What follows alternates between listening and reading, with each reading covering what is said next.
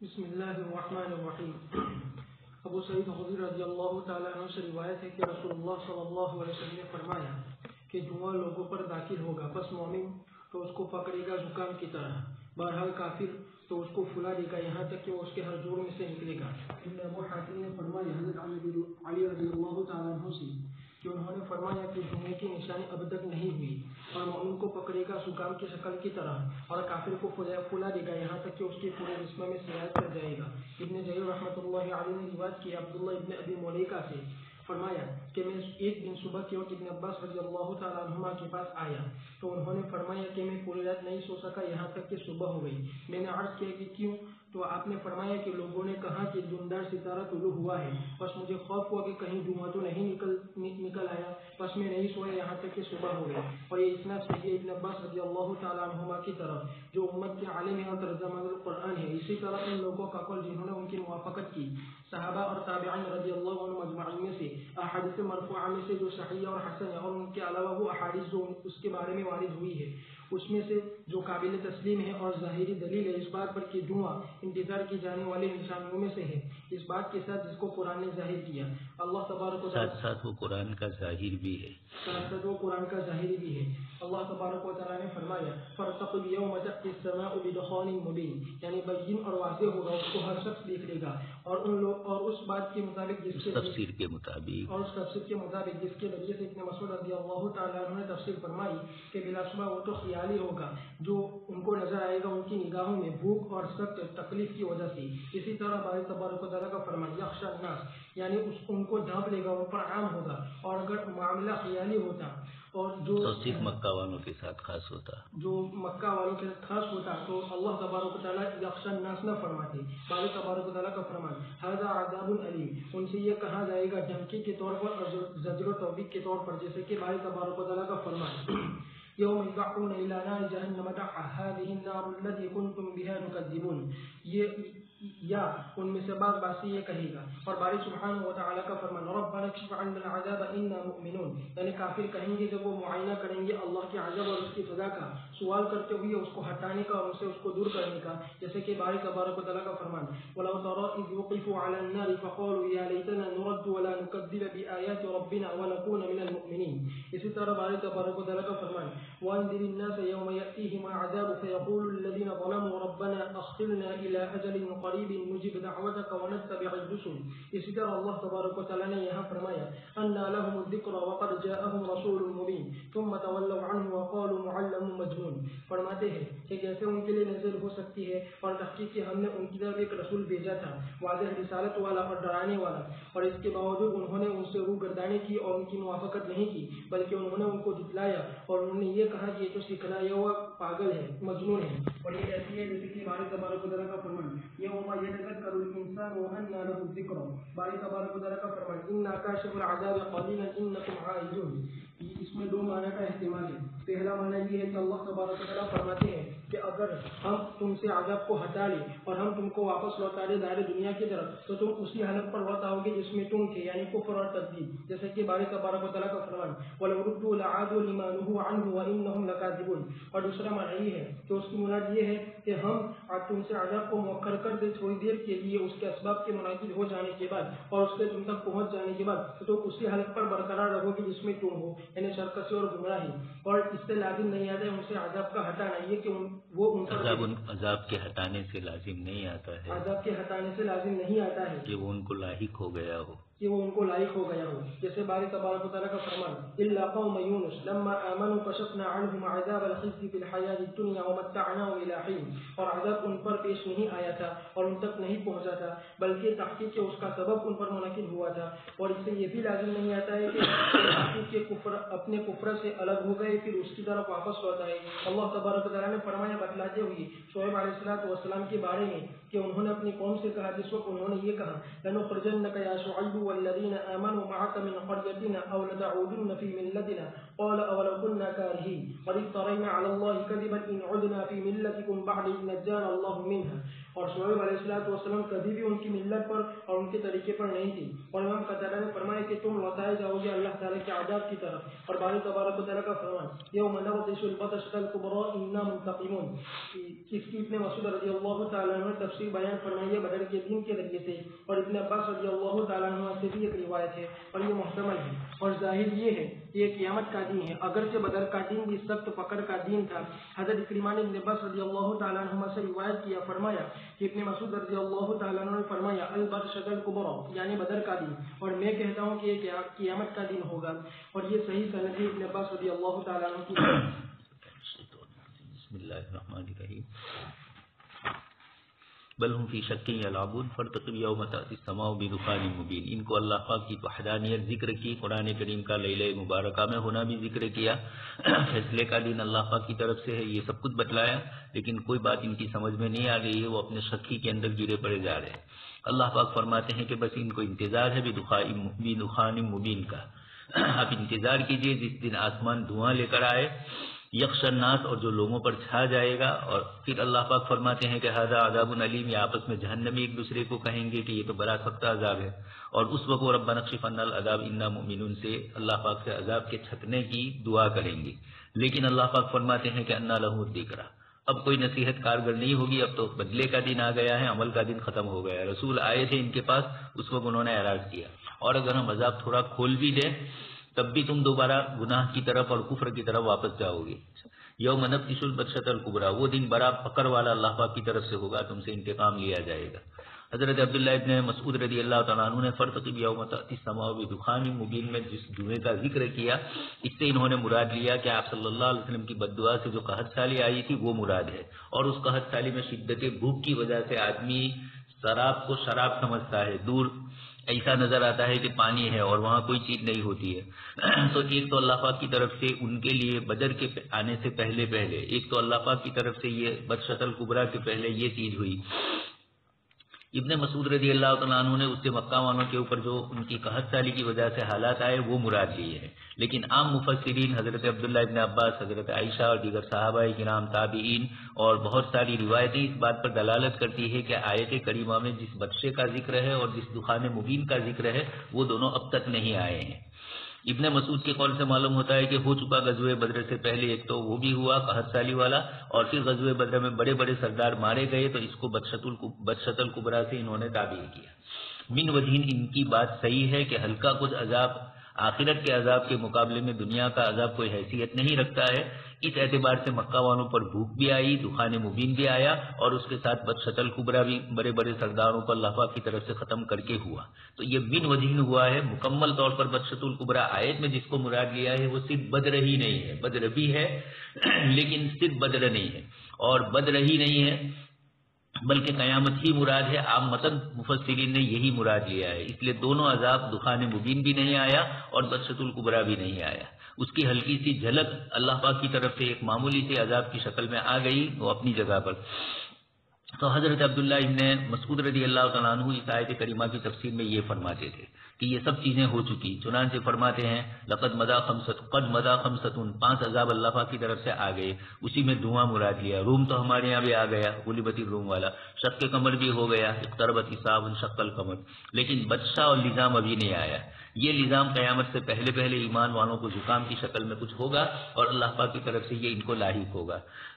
یہ دوسرے مفسرین فرماتے ہیں کہ دھوئیں کا عذاب اب تک نہیں آیا, وہ قیامت کی نشانیوں میں سے ہے. جیسے کل روایت آ چکی ہے 5 قسم کی چیزیں, ان میں سے دھواں بھی لیا ہے. 3 خسف ہوں گے اللہ پاک کی طرف سے, اور ایک آگ چلے گی ان کے ساتھ ہی ساتھ رہے گی. وہ قیلولہ کریں گے تو وہ بھی وہاں ٹھہر جائے گی, اور اگر وہ رات گزاریں گے کسی جگہ تو یہ آگ بھی ان کے ساتھ چلے گی. اب یہ اللہ ہی اس کی حقیقت اور کیفیت کو جانتے ہیں. کبھی کبھار آسٹریلیا اور امریکہ کے جنگلوں میں آگ لگ جاتی ہے, امازون میں, تو کبھی کبھار لوگ اس طرح کی چیزیں کرتے بھی ہیں کہ یہ کیوں جلا اور کیسے لگی آگ, تو عجیب و غریب قسم کی شکلیں وہاں بھی ظاہر ہوتی ہے. خیر, قیامت سے پہلے یہ بھی ہوگا کہ حقیقت میں وہ آگ ان کے ساتھ چلے گی. ابن سیاد کو بھی آپ صلی اللہ علیہ وسلم نے اس کے لیے یہ آیت چھپائی تھی فارتقب یوم تأتی السماء بدخان مبین، لیکن یہ پوری بات نہیں کر سکا، اس کا شیطان آیا اس کے پاس اور دکھ تو کہا، اس لیے آپ صلی اللہ علیہ وسلم نے لن تعدوا قدرک فرمایا کہ تو اپنے مرتبے سے آگے نہیں بڑھ سکتا، یعنی پوری حقیقت تیرے سامنے واضح نہیں ہوتی، مکمل حقیقت معلوم نہ ہو یہ اچھا ہے، آدھی معلوم ہو آدھی معلوم نہ ہو اور آدمی یہ سمجھے کہ مجھے معلوم ہے، آکس کے ندانت ودانت کے بے دانت در جہل مرکب، اس لیے یہ اس کے پاس بھی اس کا شیطان آ کر یہ بتلاتا تھا۔ حضرت مولانا بدر عالم میرتی رحمۃ اللہ علیہ نے الدخ کے لفظ کو بھی ترجمان سنہ میں ذکر کیا، ابن سیاد اور حضرت امام مہدی کا جو واقعہ انہوں نے ذکر کیا، اسی ضمن میں اس قصے کو بھی ذکر کیا ہے۔ آگے اس کے بعد ذکر کرتے ہیں حضرت عبداللہ ابن لوگوں کے لیے دھواں آئے گا اور مومن تو اس کو تو زکام کی طرح ہوگا، اور کافر کے پورے جسم میں پھیل کر گیس کی شکل کے اندر جیسے پورے جسم پھول جاتا ہے، اس طریقے سے اس کا پورا جسم پھول جائے گا۔ اس کے بعد والی روایت عبداللہ ابن عباس رضی اللہ تعالیٰ عنہ ایک دن گھبرا گئے، پوری رات نہیں سوئے، کہا لوگوں نے رات کو یہ کہا کہ فلانا ستارہ طلوع ہوا دم والا، تو میں سمجھا کہ دھواں بھی اس کے ساتھ نکلا ہوگا۔ معلوم یہ ہوا کہ عبداللہ ابن عباس یہ جانتے ہیں کہ غزوہ بدر کے موقع پر دھواں نہیں ہوا تھا۔ یہ دلیل اس بات کی ہے حضرت عبداللہ ابن عباس سے۔ یخشن ناس، دوسری دلیل ابن کثیر رحمۃ اللہ علیہ فرماتے ہیں کہ قرآن یہ فرما رہا ہے یخشن ناس، اور یہ عذاب تو صرف مکہ والوں کو آیا تھا، قحط والا، تو اس لیے یخشن ناس سے بھی یہ مراد نہیں ہے۔ آیت کا ظاہر بھی یہ بتلا رہا ہے کہ یہاں قیامت سے پہلے ہونے والا عذاب مراد۔ آگے ایک اور گفتگو ہے، ربنا اکشف عنا العذاب انا مؤمنون، کافروں کو جب عذاب پہنچے گا تو اس وقت کہیں گے کہ تھوڑا کچھ عذاب ہم سے کھول دیجئے، ہم ایمان لے آتے ہیں، لیکن اللہ تبارک و تعالیٰ کی طرف سے اب حساب کتاب شروع ہو چکا ہے، اب اس قسم کی چیزیں نہیں ہوگی۔ دوسری ایک آیت بھی اس سے ملتی جلتی ہے، وَلَوْ تَرَىٰ إِذْ وُقِفُوا عَلَى النَّارِ فَقَالُوا يَا لَيْتَنَا نُرَدُّ وَلَا نُكَذِّبَ۔ اسی طریقے سے اور کئی آیتیں ہیں قرآن کریم کی جس میں انہوں نے یہ کہا کہ ربنا امتنا اثنتین واحییتنا اثنتین فاعترفنا بذنوبنا فهل الى خروج من سبیل، وہاں بھی جواب میں یہی کہا جائے کہ نہیں، تو کئی مرتبہ یہ جہنم میں جائیں گے، اس وقت یہ کہیں گے کہ کاش کہ دوبارہ دنیا میں ہمیں بھیج دیا جائے، ہم سیدھے ہو جائیں۔ اللہ پاک فرماتے ہیں کہ یہ بولنا ہے، اگر ہم دوبارہ بھی ان کو بھیجتے، اگرچہ ہمارا یہ اصول نہیں ہے لیکن اگر بھیجتے تو ان کے ظاہری احوال سے یہی معلوم ہوتا ہے کہ پھر دوبارہ وہ کفر ہی کریں گے۔ وَلَوْ رُدُّوا لَعَادُوا لِمَا نُهُوا عَنْهُ، جس سے روکا تھا پھر دوبارہ اسی شرک کا ارتکاب کرنے والے ہو جاتے ہیں۔ ایک تو یہ گفتگو ہوئی انا کاشف العذاب قلیلا انکم عائدون، آیت میں یہ ذکر فرمایا اللہ پاک نے کہ ہم تھوڑا سا عذاب ان سے ہٹائیں گے، تو انکم عائدون، کیا تم دوبارہ لوٹ جاؤ گے، مراد کفر اور شرک کی طرف۔ لو کشفنا عنہم العذاب، اگر ہم انہیں تارے دنیا کی طرف بھیجے تو پھر دوبارہ کفر اور شرک کی طرف جاؤ گے، یعنی یقیناً تم جاؤ گے، اسے تمہارے احوال سے معلوم ہوتا ہے۔ دوسری تفسیر یہ کی کہ ہم عذاب کو تھوڑا بعد میں کر دیں گے، سبب منعقد ہونے کے بعد اور عذاب کے تم تک پہنچنے کے سبب کے پہنچنے کے بعد، پھر بھی تم اسی طرح طغیانی اور سرکشی میں رہو گے۔ یہ ایک دوسری جو تفسیر کی گئی ہے، اس تفسیر میں تھوڑا کچھ اشکال یہ ہے کہ حضرت یونس علیہ السلام کی امت کے لیے تو ایسا ہوا تھا کہ جب اللہ تبارک تعالیٰ نے عذاب کی صرف علامتیں آئی تھی، عذاب نہیں آیا تھا، عذاب آ جائے تو پھر کسی قوم سے ٹلتا نہیں ہے، جیسے الآن وقد عصیت قبل وکنت من المفسدین، ابن عربی کی بات اس سے پہلے آ چکی ہے، وہ فرعون کے متعلق کہتے تھے کہ اس کا ایمان قابل اعتبار ہے، اور دیگر تمام مفسرین انکار کرتے ہیں، اور انکار کی دلیل وہ یہی کرتے ہیں کہ اللہ تبارک تعالیٰ فرماتے ہیں قانون فرعون کو کہ الآن وقد عصیت قبل وکنت من المفسدین، اور پھر آگے اللہ پاک جواب یہ دے دیتے ہیں کہ عذاب تجھ سے ٹلے گا نہیں، فَالْيَوْمَ نُنَجِّيكَ بِبَدَنِكَ، ابھی تو غرق ہوگا پانی میں اور پھر تیری ناش اوپر آ جائے گی۔ تو ایک تو یہ بات کہ اصول بتلاتے ہیں ابن کثیر رحمۃ اللہ علیہ کہ اللہ تبارک تعالیٰ کے یہاں یہ اصول ہے کہ عذاب کی علامت سے تو ہو سکتا ہے کہ عذاب نہ آئے، لیکن جب عذاب کے اسباب مہیا ہو جاتے ہیں تو پھر اللہ تبارک تعالیٰ کی طرف سے عذاب آتا ہے۔ یہ کوئی اللہ پاک نے اپنے لیے لزوم نہیں کیا ہے، اللہ پاک کسی چیز کے تابع نہیں ہے، لیکن سنت اللہ یہی اللہ تبارک تعالیٰ کی ہے کہ اس طریقے سے اللہ پاک فرماتے ہیں۔ ایک تو یہ بات ذکر کی، آگے ایک دوسرا مسئلہ ذکر کرتے ہیں وَلَا يَلْزَمُ مِنَ الْكَشْفِ عَنْهُمْ أَنْ يَكُونَ بَاشَرَهُمْ، عذاب ان سے ہٹا دیں گے، لما آمنوا کشفنا عنہم عذاب الخزي، لفظ کشف آیا، اور اس جگہ پر بھی انا کاشف العذاب قلیلا آیا۔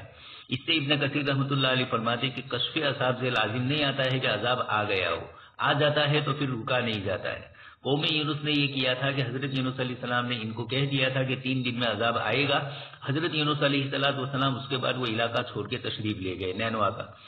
اب یہ ہوا کہ یونس علیہ السلام نے جو علامتیں بتلائی تھی، 1 دن 2 دن 3 دن، اب جیسے جیسے قریب آ رہے ہیں، دن گزر رہے ہیں، تیسرے دن سے پہلے پہلے علامتیں ظاہر ہونا شروع ہوئی. یہ لوگ ڈر گئے اور جنگلوں اور پہاڑوں میں چلے گئے اور یونس علیہ السلام کو تلاش کرنے لگے اور اللہ پاک سے توبہ اور استغفار کرنے لگے. تو اللہ پاک نے الا قوم یونس لما آمنوا کشفنا عنہم، جب انہوں نے ہمارے پاس یہ کیا تو کشف عذاب سے مراد عذاب کا لزوم نہیں ہے. عذاب ہماری طرف سے جو ان کے حق میں متعین تھا، انہوں نے کفر اور شرک سے توبہ کر لی ہمارے عذاب کے آنے سے پہلے پہلے، اس لیے ان کی توبہ قبول کر لی گئی.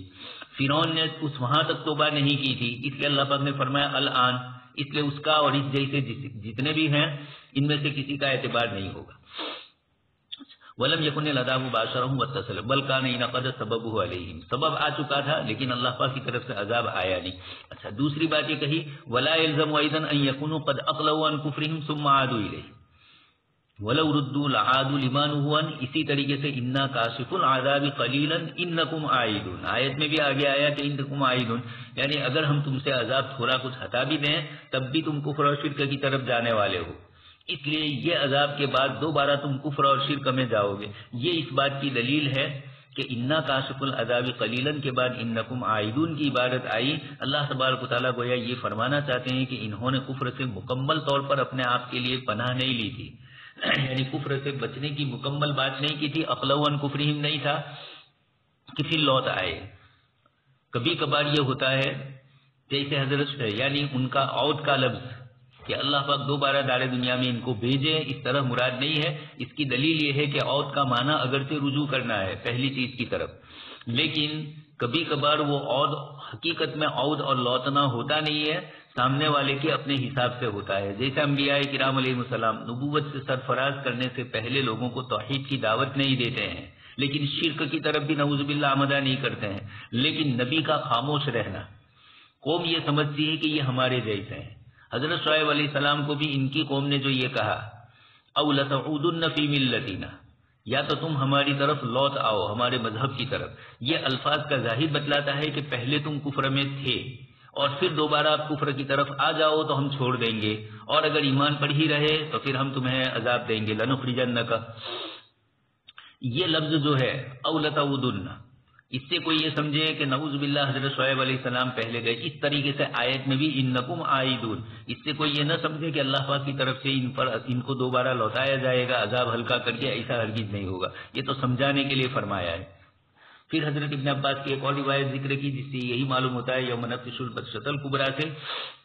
کہ حضرت ابن عباس رضی اللہ تعالیٰ عنہ نے اس سے بدر مراد نہیں لیا ہے، حضرت عبداللہ ابن مسعود نے لیا ہے. لیکن ایک روایت عبداللہ ابن عباس سے یہ بھی آئی ہے بدر والی بھی،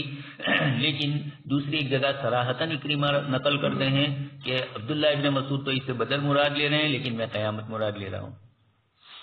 ولقد فتنا قبلهم قوم فرعون وجاءهم رسول كريم أن أدوا إلي عباد الله إني لكم رسول أمين وأن لا تعلوا على الله إني آتيكم بسلطان مبين وإني عدت بربي وربكم أن ترجمون وإن لم تؤمنوا لي فاعتزلون فدعا ربه أن هؤلاء قوم مجرمون فأسر بعبادي ليلا إنكم متبعون وترك البحر رهوا إنهم جند مغرقون كم تركوا من جنات وعيون وزروع ومقام كريم ونعمة كانوا فيها فاكهين كذلك وأورثناها قوما آخرين فما بكت عليهم السماء والأرض وما كانوا منظرين ولقد نجينا بني إسرائيل من العذاب المهين من فرعون إنه كان عاليا من المسرفين ولقد اخترناهم على علم على العالمين وآتيناهم من الآيات ما فيه بلاء مبين. اور البتہ تحقیق کہ ہم نے ان سے پہلے آزمایا قوم فرعون کو اور ان کے پاس ایک مقرر رسول آیا تھا، یہ کہ تم میرے حوالے کر دو اللہ تعالیٰ کے بندوں کو، بلا شبہ میں تمہارے لیے امانت دار رسول ہوں، اور یہ کہ تم سرکشی مت کرو اللہ تبارک و تعالیٰ پر، بلا شبہ میں تمہارے پاس واضح دلیل لے کر آیا ہوں، اور بلا شبہ میں پناہ لیتا ہوں میرے رب کی اور تمہارے رب کی، یہ کہ تم مجھے رجم کرو، اور اگر تم ایمان نہیں لاتے ہو مجھ پر تو تم مجھ سے دور رہو. بس موسیٰ علیہ السلام نے دعا کی اپنے رب سے کہ یہ ایسی قوم ہے کہ جو مجرم ہے.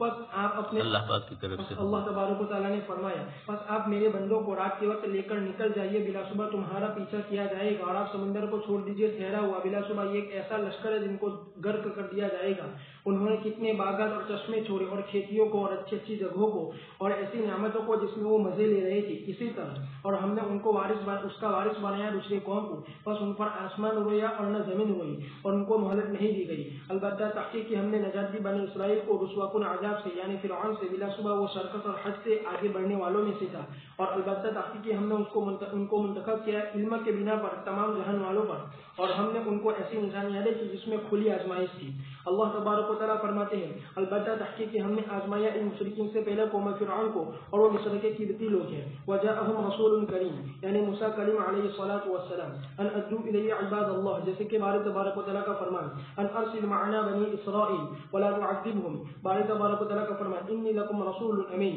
یعنی امانت دار ہوں ان باتوں میں جو میں تم کو پہنچاتا ہوں. باری تبارک و تعالیٰ کا فرمان وَأَلَّا تَعْلُوا عَلَى اللَّهِ یعنی تم تکبر مت کرو اس کی آیت کی اتباع کرنے سے اور اس کی حجتوں کی پیروی کرنے سے اور اس کے براہین پر ایمان لانے سے، جیسے کہ باری تبارک و تعالیٰ کا فرمان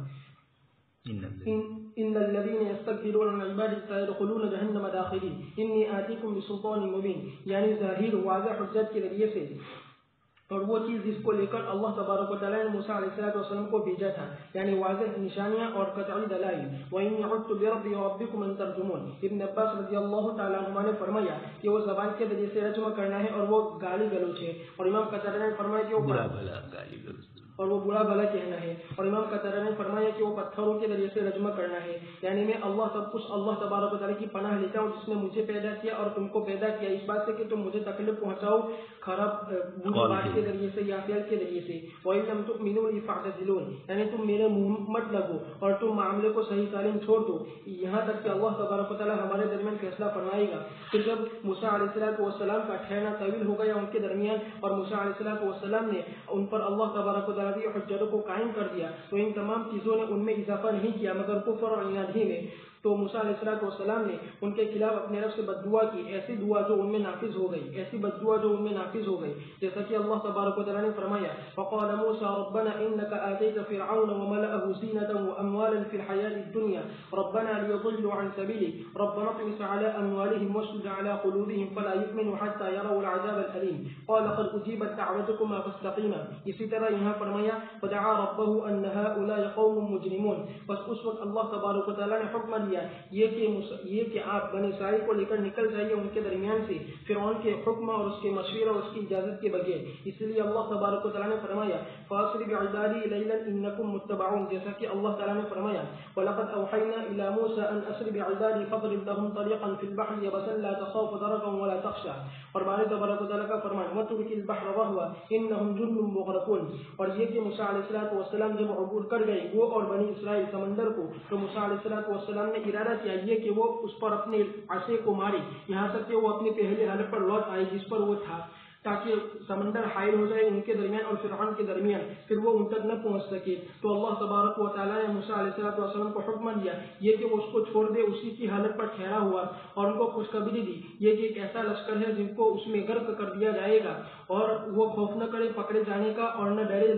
ڈوب جانے کا. ابن عباس رضی اللہ تعالیٰ عنہ نے فرمایا وَاتْرُكِ الْبَحْرَ رَهْوًا یعنی اس کو اسی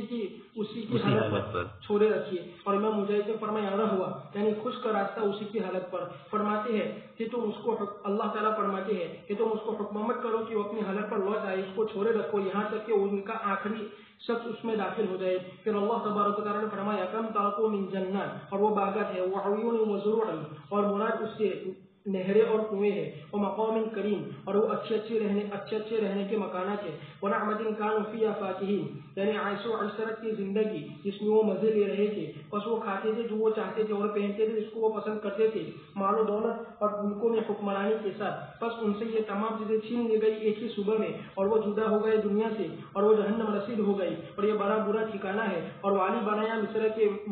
شہروں پر اور قبطیوں کے ممالک پر بنی اسرائیل کو، جیسا کہ اللہ تبارک و تعالیٰ نے فرمایا كذلك وأورثناها بني إسرائيل. اور دوسری آیت میں فرمایا وأورثنا القوم الذين كانوا يستضعفون مشارق الأرض ومغاربها التي باركنا فيها. اور اللہ تبارک و تعالیٰ نے یہاں فرمایا كذلك وأورثناها قوما آخرين اور وہ بنو اسرائیل جیسا کہ گزر چکا.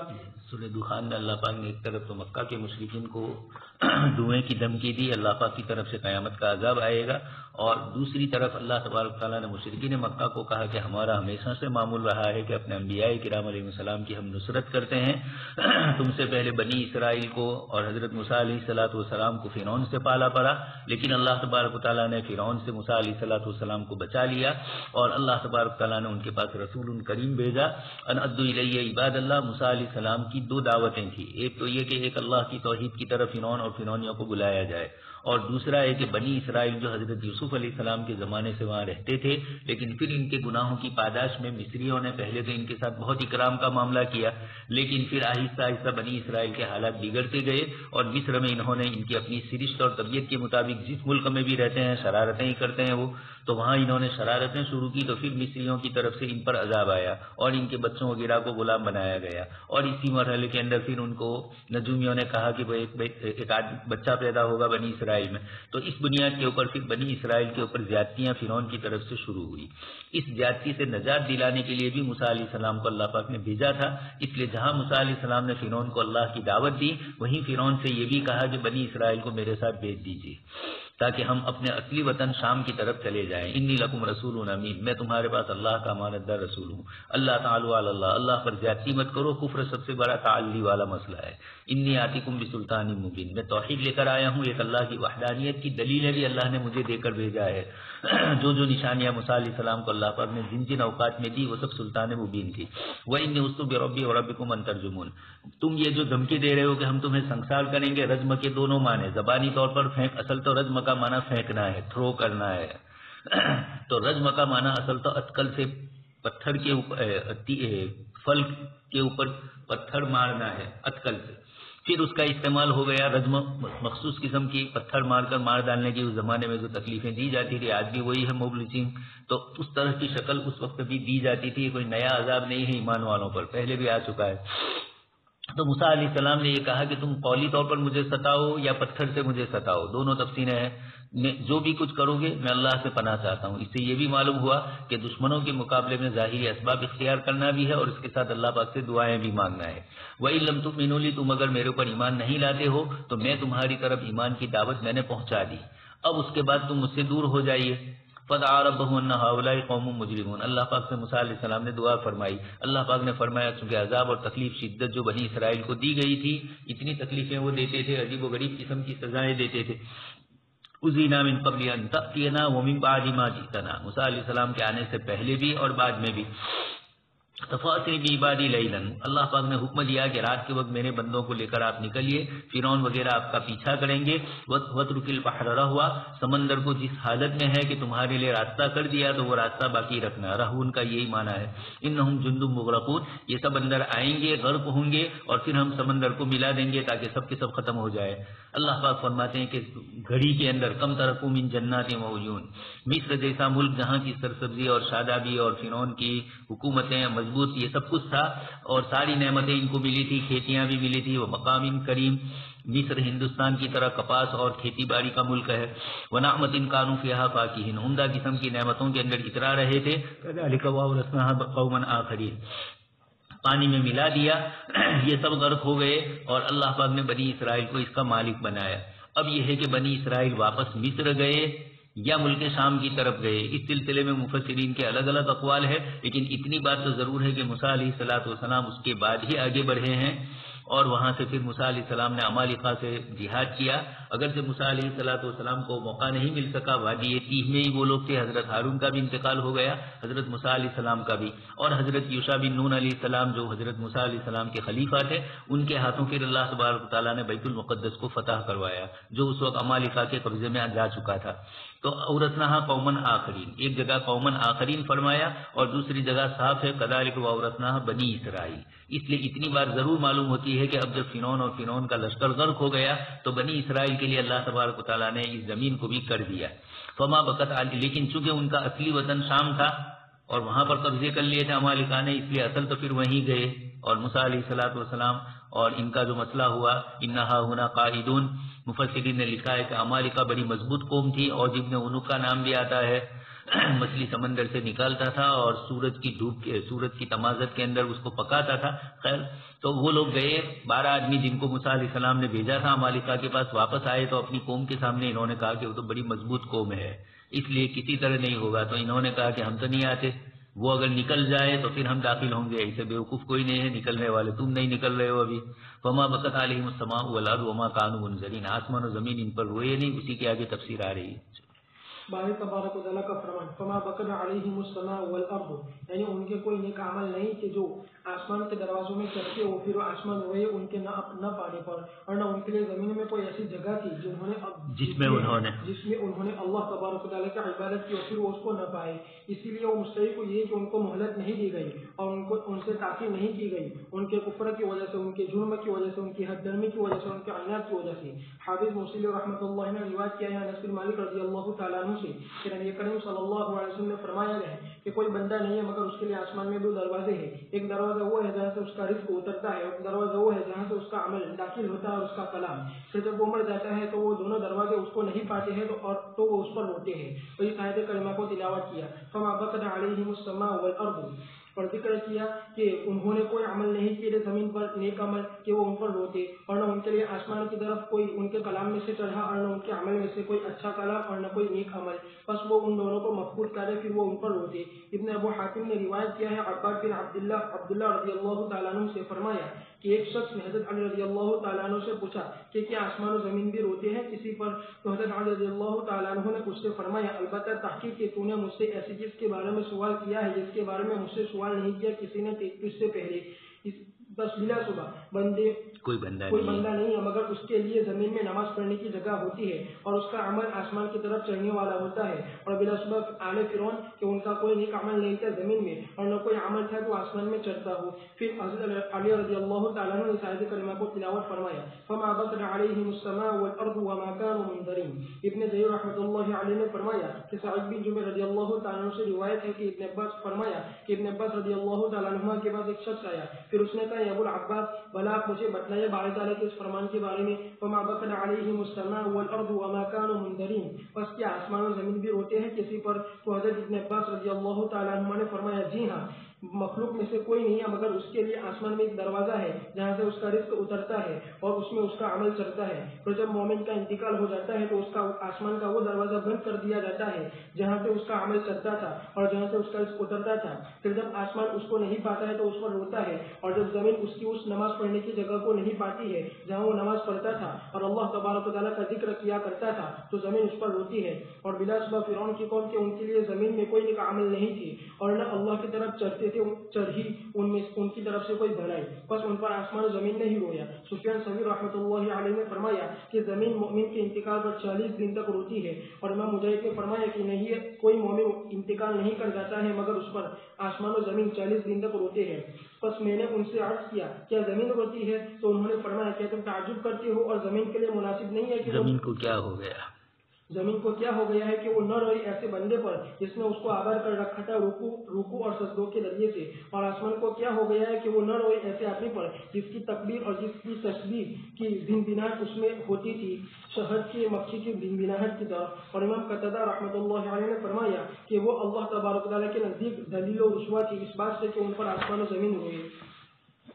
باری تبارک و تعالیٰ کا فرمان وَلَقَدْ نَجَّيْنَا بَنِي إِسْرَائِيلَ مِنَ الْعَذَابِ الْمُهِينِ مِنْ فِرْعَوْنَ إِنَّهُ كَانَ عَالِيًا مِنَ الْمُسْرِفِينَ. ان پر اللہ تبارک و تعالیٰ نے احسان کیا اس کے ذریعے سے جبکہ ان کو بچایا ان چیزوں سے جس میں وہ تھے، یعنی فرعون کی اہانت اور فرعون کا ان کو ذلیل کرنا اور فرعون کا ان کو مشقت بھرے رسوا کن کاموں میں لگانا. اور باری تبارک و تعالیٰ کا فرمان من فرعون انه كان عالیا، یعنی وہ متکبر تھا اور ظالم تھا اور عناد رکھنے والا تھا، جیسا کہ باری تبارک و تعالیٰ کا فرمان ان فرعون علا فی الارض. اور باری تبارک و تعالیٰ کا فرمان فاستكبروا وكانوا قوما عالین من المسرفین، یعنی حد سے آگے بڑھنے والا تھا اپنے معاملے میں اور گھٹیا رائے رکھنے والا تھا اپنی ذات پر. باری تبارک و تعالیٰ کا فرمان وَلَقَدِ اخْتَرْنَاهُمْ عَلَى عِلْمٍ عَلَى الْعَالَمِينَ. امام مجاہد نے فرمایا کہ ان لوگوں پر مقرر کیا اس شخص کو جو ان کے درمیان میں سے تھا. اور امام قتادہ رحمۃ اللہ علیہ نے فرمایا کہ ان کے زمانے والوں پر اس کو منتخب کیا گیا. اور کہا جاتا ہے کہ ہر زمانے کا ایک عالم ہوتا ہے اور یہ ایسا ہے جیسے کہ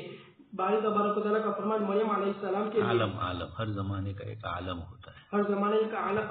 کا ایک عالم ہوتا ہے، اور یہ ایسا ہے جیسے کہ باری تبارک و تعالیٰ کا فرمان مریم علیہ السلام کے لیے وَاصْطَفَاكَ عَلَى نِسَاءِ الْعَالَمِينَ، یعنی اپنے زمانے میں، اس لیے کہ حضرت خدیجہ رضی اللہ تعالیٰ عنہ ان سے افضل یا ان کے برابر تھی فضیلت میں، اور حضرت عائشہ جو فرعون کی بیوی، اور حضرت عائشہ رضی اللہ تعالیٰ عنہ فرعون کی بیوی، اور حضرت عائشہ رضی اللہ تعالیٰ عنہ کی فضیلت تمام عورتوں پر ایسی ہے جیسے کہ سری کی فضیلت تمام خانوں پر، باقی خانوں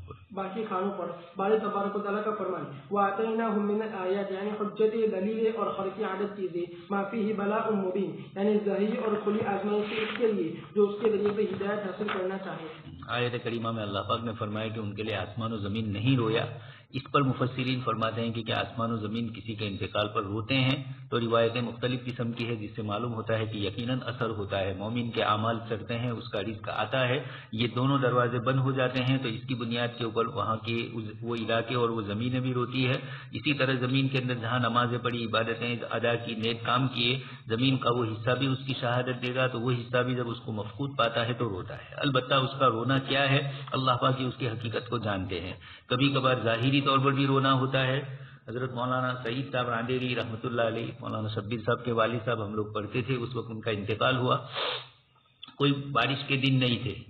لیکن ہم نے دیکھا ان کے انتقال کی تھوڑی دیر کے بعد تڑکے سر تک میں بھی بارش ہوئی، اچانک بارش شروع ہو گئی۔ تو کبھی کبھار ایسا ہوتا بھی ہے، شیخ الحدیث صاحب کے انتقال پر شروع تو ہوئی تھی لیکن بن ہی نہیں ہوئی، تو یہ بھی اللہ تبارک تعالیٰ آسمان روتے ہیں۔ یہ حصی مراد نہیں ہے، مانوی طور پر مراد ہے، اس لیے اگر کسی بڑے بزرگ کے انتقال پر بھی بارش نہ ہو تو یہ ضروری نہیں ہے کہ اس کی وجہ سے آسمان نہیں رویا۔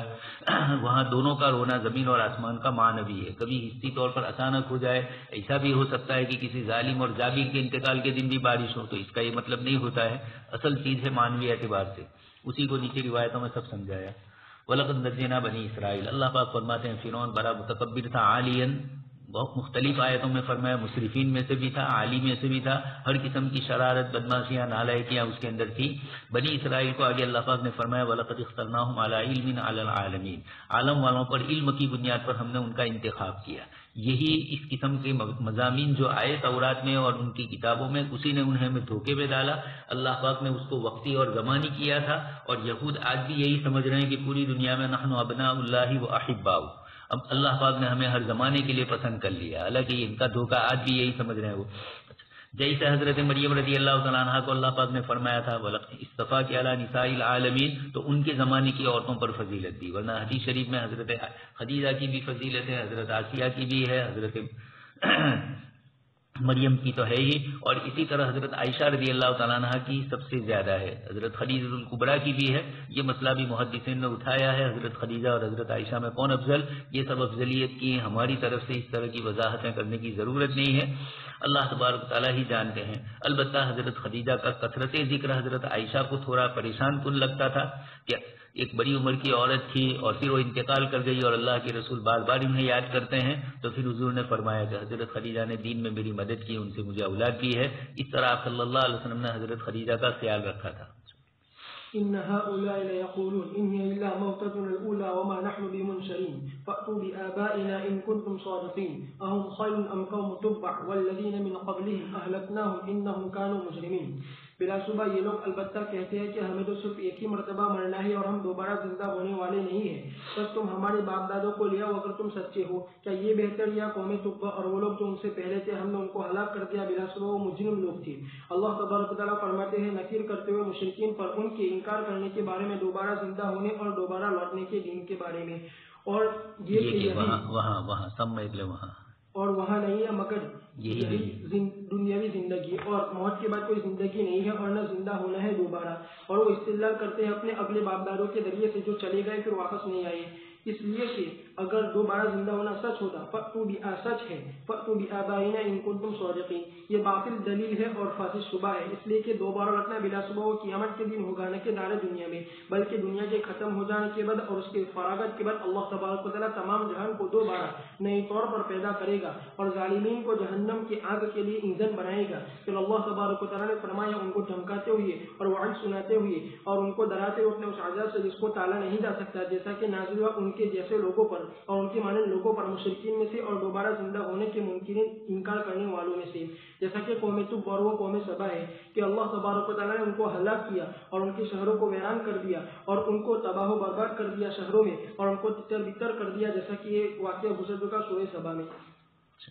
وما خلقنا السماوات والأرض وما بينهما لاعبين ما خلقناهما إلا بالحق ولكن أكثرهم لا يعلمون إن يوم الفصل ميقاتهم أجمعين يوم لا يغني مولا عن مولا شيئا ولا هم ينصرون إلا من رحم الله إنه هو العزيز الرحيم۔ اور ہم نے آسمان و زمین کو اور ان دونوں کے درمیان کی چیزوں کو بیکار نہیں پیدا کیا ہے اور ہم نے ان دونوں کو پیدا نہیں کیا ہے مگر حق کے ساتھ، اور لیکن ان میں سے اکثر لوگ جانتے نہیں ہے۔ بلا شبہ فیصلے کا دن ان تمام کے لیے مقررہ دن ہے، اس دن کوئی دوست اپنے کسی دوست کے کچھ کام نہیں آئے گا اور نہ ان کی مدد کی جائے گی مگر وہ آدمی جس پر اللہ تبارک و تعالی رحم فرمائے، بلا شبہ وہ زبردست نہایت رحم کرنے والا ہے۔ اللہ تبارک و تعالی فرماتے ہیں بدلہ جو اپنے انصاف کے بارے میں اور اپنی ذات کی پاکی صافی بیان کرنے کے بارے میں لہو و لعب اور باطل سے، وما خلقنا السماوات والارض وما بينهما لاعبين، جیسے کہ باری تبارک و تعالی کا فرمان وما خلقنا السماء والارض وما بينهما باطلا ذلك ظن الذين كفروا فويل للذين كفروا من النار۔ اور اللہ تعالی نے فرمایا افحسبتم انما خلقناكم عبثا وانكم الینا لا ترجعون۔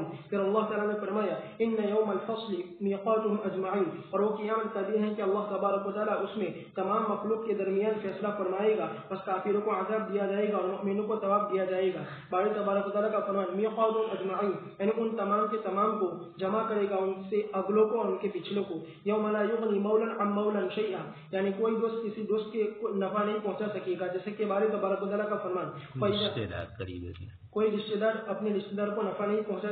سکے گا، جیسے کہ باری تبارک و تعالی کا فرمان فَإِذَا نُفِخَ فِي الصُّورِ فَلَا أَنْسَابَ بَيْنَهُمْ يَوْمَئِذٍ وَلَا يَتَسَاءَلُونَ۔ اسی طرح باری تبارک و تعالی کا فرمان وَلَا يَسْأَلُ حَمِيمٌ حَمِيمًا يُبَصَّرُونَهُم، یعنی کوئی بھائی اپنے بھائی سے اس کی حالت کے بارے میں نہیں پوچھے گا حالانکہ وہ اس کو اپنی آنکھوں کے سامنے دیکھ رہا ہوگا۔ باری تبارک و تعالی کا فرمان وَلَا هُمْ يُنصَرُونَ، یعنی کوئی رشتہ دار اپنے رشتہ دار کی مدد نہیں کرے گا اور نہ ان کے پاس نصرت آئے گی باہر سے۔ پھر اللہ تعالی نے فرمایا الا من رحم اللہ، یعنی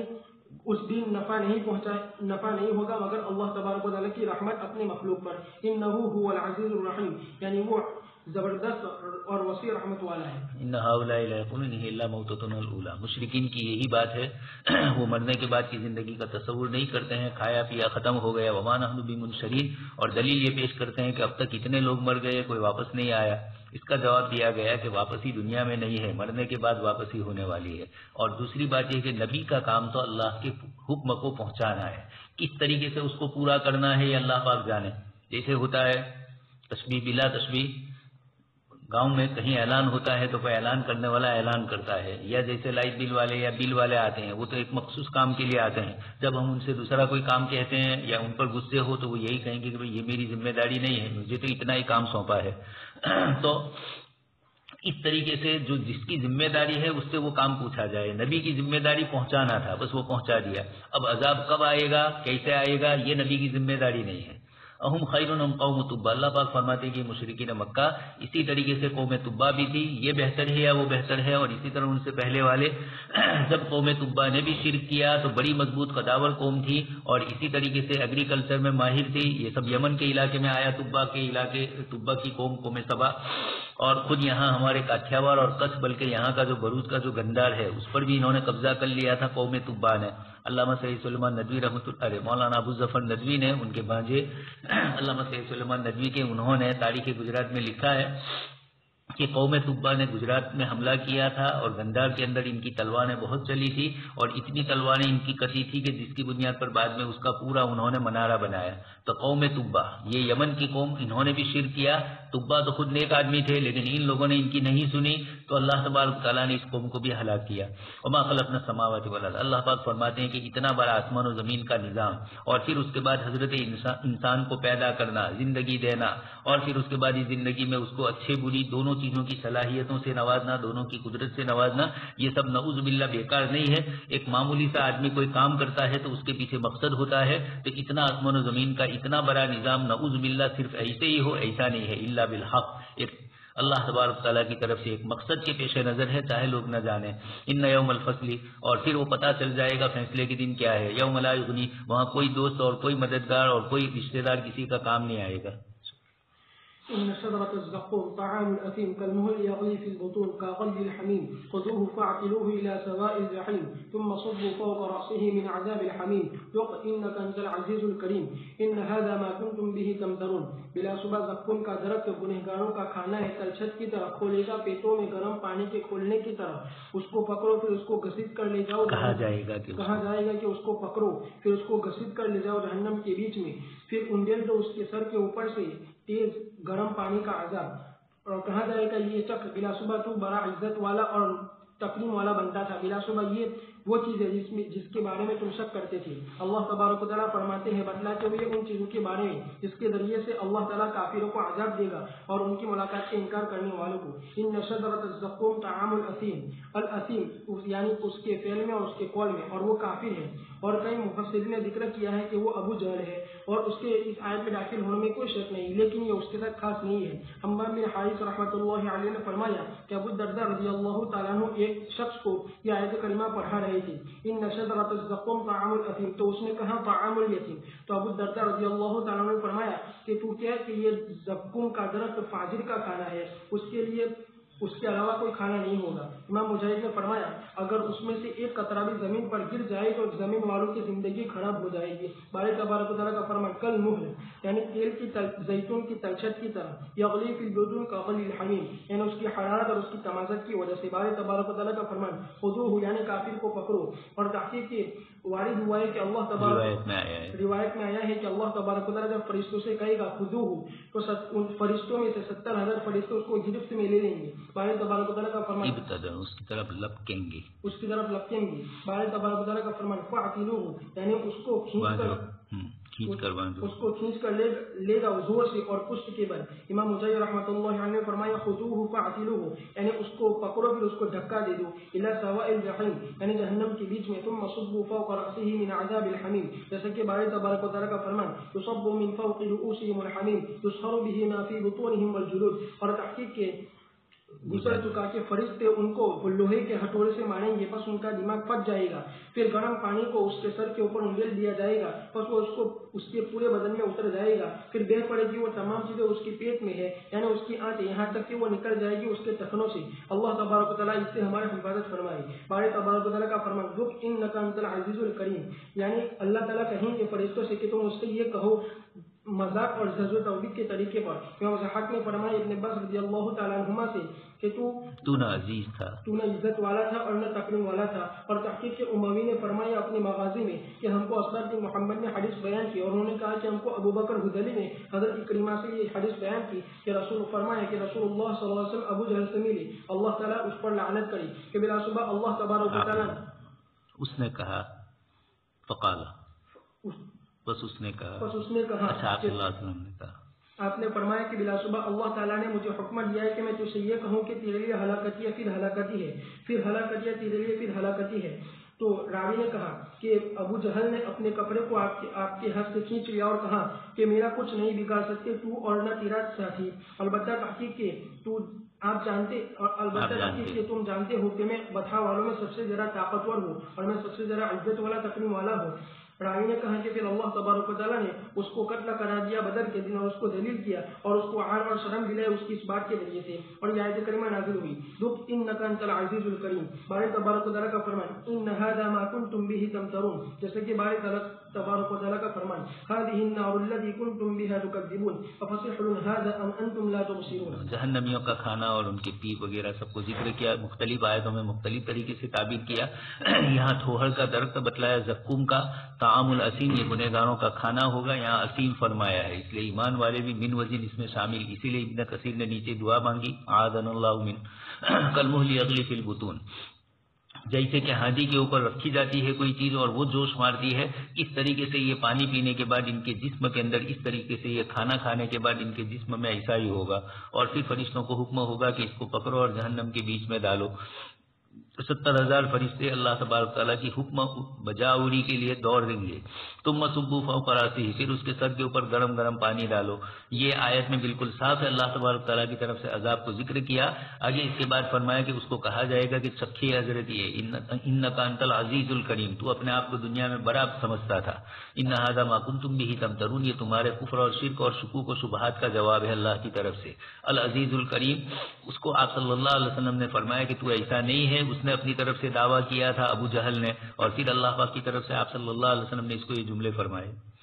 إن المتقين في مقام أمين في جنات وعيون يلبسون من سندس واستبرق متقابلين كذلك وزوجناهم بحور عين يدعون فيها بكل فاكهة آمنين لا يذوقون فيها الموت إلا الموت الأولى ووقاهم عذاب الجحيم فضلا من ربك ذلك هو الفوز العظيم فإنما يسرناه بلسانك لعلهم يتذكرون فارتقب إنهم مرتقبون. بالأسماء متقی لوگ امن کی جگہ میں ہوں گے، باغات میں، چشموں میں، اور وہ پہنے ہوئے کے باریک اور موٹے قسم کے ریشم آمنے سامنے بیٹھے ہوئی ہوں گی. اسی طرح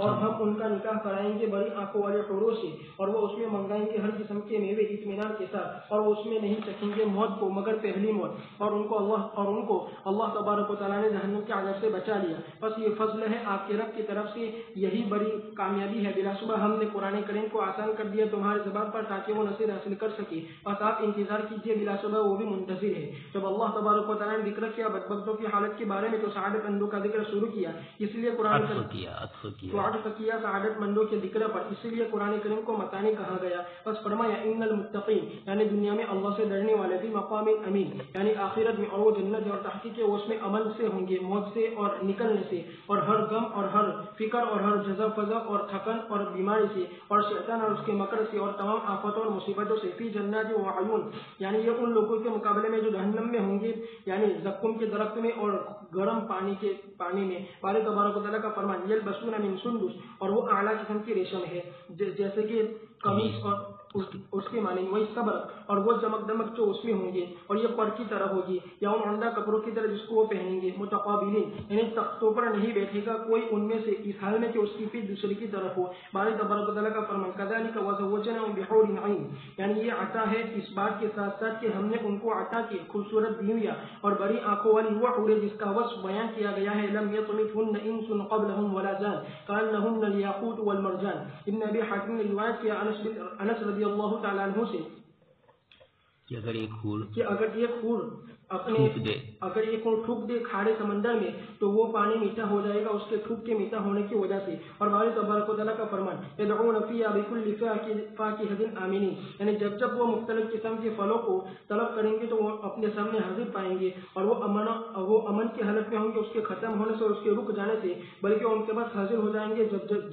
جب وہ چاہیں گے. باری تبارک و تعالیٰ کا فرمان لا یذوقون فیہا الموت الا الموتۃ الاولی، یہ استثناء جو نفی کو مؤکد کرنے کے لیے آیا ہے، اور اس کا معنی یہ ہے کہ اس میں وہ موت کبھی نہیں چکیں گے. جیسا کہ صحیحین میں ثابت ہے کہ رسول اللہ صلی اللہ علیہ وسلم نے فرمایا کہ موت کو ایک چیز قبر مینڈے کی شکل میں لایا جائے گا، پھر اس کو کھڑا کیا جائے گا جنت اور جہنم کے درمیان، پھر اس کو ذبح کر دیا جائے گا، پھر کہا جائے گا یہ جنت والوں ہمیشہ رہو پس موت نہیں آئے گی، اور یہ جہنمیوں ہمیشہ رہو پس موت نہیں آئے گی. ابو سعید ابو ہریرہ رضی اللہ تعالیٰ عنہ سے روایت ہے، وہ دونوں حضرت فرماتے ہیں کہ رسول اللہ صلی اللہ علیہ وسلم نے فرمایا کہ جنت والوں سے کہا جائے گا کہ تمہارے لیے صحت مندی ہے بس تم کبھی بیمار نہیں ہوں گے، اور اگلا صبح تمہارے لیے عیش و عشرت کی زندگی گزارنا ہے بس تم کو کبھی موت نہیں آئے گی، اور اگلا صبح تمہارے لیے ناز و نعمت ہے بس تم کبھی مایوس نہیں ہوں گے، اور اگلا صبح تم سدا جوان رہو گے بس تم کو کبھی بڑھاپا نہیں آئے گا. باری تبارک و تعالیٰ کا فرمان ووقاہم عذاب الجحیم، یعنی اس عظیم الشان پائیدار نعمت کے ساتھ ساتھ تحقیق سے ان کو اللہ تبارک و تعالیٰ نے بچا لیا اور ان کو نجات دیا، ان کو محفوظ رکھا دردناک عذاب سے،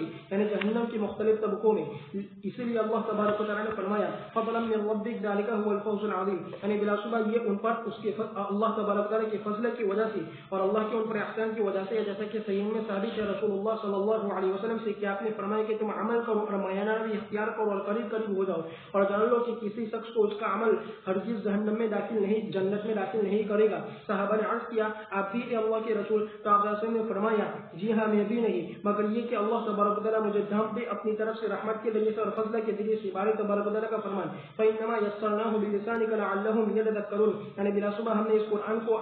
آسان کیا ہے، اس کو ہم نے نازل کیا، آسان ہے، واضح ہے، بین ہے، کھلا ہے آپ کی اس زبان پر جو تمام زبانوں میں سب سے زیادہ فصیح ہے، روشن ہے اور شینی ہے اور بلند پایا ہے، لَعَلَّهُمْ يَتَذَكَّرُونَ، تاکہ وہ سمجھ سکے اور وہ اس پر عمل کر سکے۔ پھر جب ان تمام وضاحت اور اس تمام بیان کے باوجود لوگوں میں سے کچھ وہ ہوئے جنہوں نے کفر کیا اور خلاف ورزی کی اور عناد رکھا، تو اللہ تبارک و تعالیٰ نے فرمایا اپنے رسول صلی اللہ علیہ وسلم کو تسلی دیتے ہوئے اور آپ کو وعدہ کرتے ہوئے نصرت کا اور دھمکی دیتے ہوئے وعید سناتے ہوئے ان لوگوں کو جنہوں نے آپ کی تکذیب کی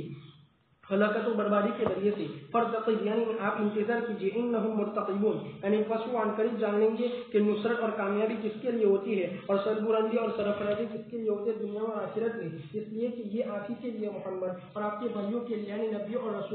رسولوں کے لیے اور وہ لوگ جو تمہاری اتباع کریں مؤمنوں میں سے، جیسے کہ اللہ تبارک و تعالیٰ نے فرمایا كتب الله لأغلبن أنا ورسلي، اور اللہ تبارک و تعالیٰ نے فرمایا إنا لننصر رسلنا والذين آمنوا في الحياة الدنيا ويوم يقوم الأشهاد يوم لا ينفع الظالمين معذرتهم ولهم اللعنة ولهم سوء الدار۔